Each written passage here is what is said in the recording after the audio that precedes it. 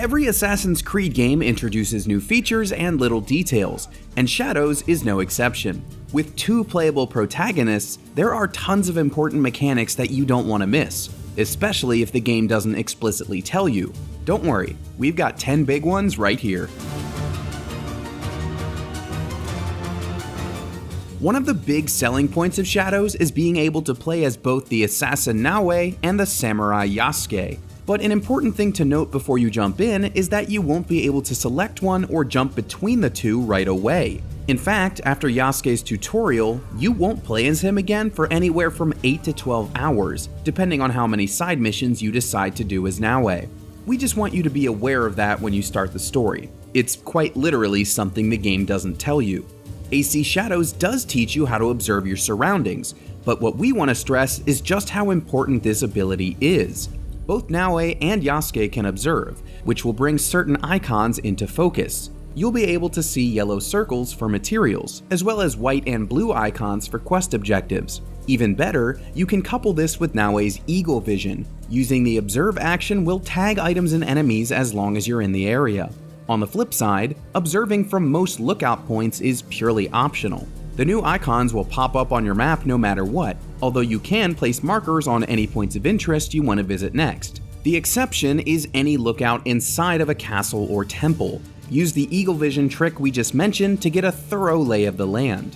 Look, we know it's Assassin's Creed and not Peacekeeper's Creed, but you don't have to kill everyone you run into. In fact, during Naoe's stealth missions, there are many times when it's better to drag and knock out certain enemies instead of outright killing them. You don't want the guards finding any dead bodies, and you'll have to physically carry any corpses you want to hide.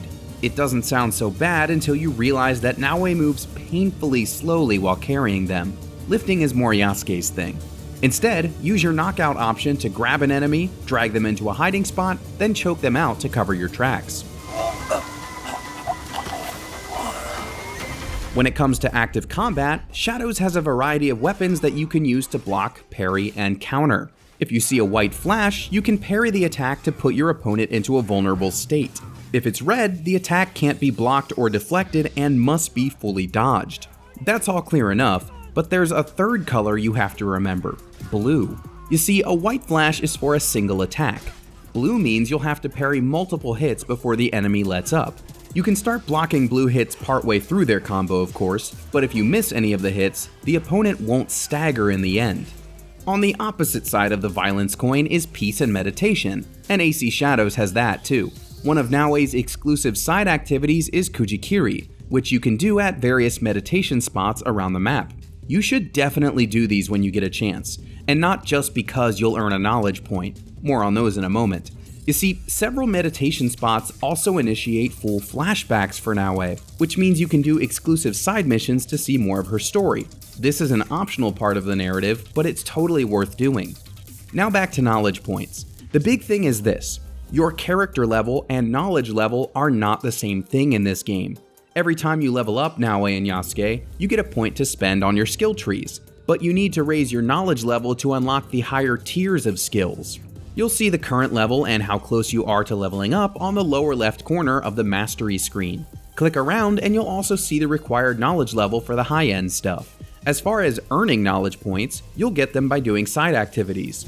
That includes the aforementioned meditation spots, as well as temples, shrines, hidden trails, kofuns, horseback archery, and kata. You'll notice we didn't mention castles in that last section. You'll visit several of them over the course of the game, but clearing them is your ticket to some of the best gear. To clear a castle, you'll have to eliminate tough opponents called Samurai Daisho. Each castle has their own squad, but if you use that observation power we talked about earlier, you'll be able to track them down. They're typically the ones with the white circle. Once they're gone, you just need to find the special treasure chest on the castle grounds. It's gonna be somewhere inside the tallest tower. Pop that open to get yourself some sweet gear. So let's say you've sent out all your scouts and picked up a ton of resources from the temples, shrines, and castles, but you're trying to grind out more. Well, that stuff respawns every time the game changes seasons, as in spring, summer, fall, and winter, not seasons of content. This happens at regular intervals, but you can also change seasons manually. If you pop open your map, you'll see the button prompt on the right side of the screen. If this semicircle above it is full, you can press and hold the button to jump to the next season, which will essentially reset the world. Enemies and resources will respawn, alerted zones will calm down, and all your scouts will be replenished. If you're just praying to get out of winter, you can make that happen too. Speaking of prayer, it's worth doing in this game. Whenever you're riding along and see a Jizo statue, hop off your horse and make a quick offering to it. The first time you do this at each statue, you'll get a free 50 experience points. Not bad. If you see a shrine, pull over and say a prayer. Shrines grant buffs like increased attack damage and resistance. These aren't one-time uses like Jizo statues, so you've got nothing to lose by making a quick stop. What's more, you can increase the duration of these buffs by upgrading your hideout. This final tip also ties into your hideout. Customizing the building layouts and interiors is fun, and you can find lots of extra decorations out there in the world, like from merchants. By observing nature, you can unlock special sumi-e wall decorations. To unlock these animal ink paintings, look for wall decoration icons like this out in the world. If you successfully sneak up on the target animal, you'll paint a lovely picture of them that you can hang up in your hideout. A lot of these open world observations just fill your codex, so it's nice to have a tangible reward. If you're aiming for every reward that Assassin's Creed Shadows has to offer, look no further than our wiki. All the important info on side quests, story quests, and everything in between is right here at IGN.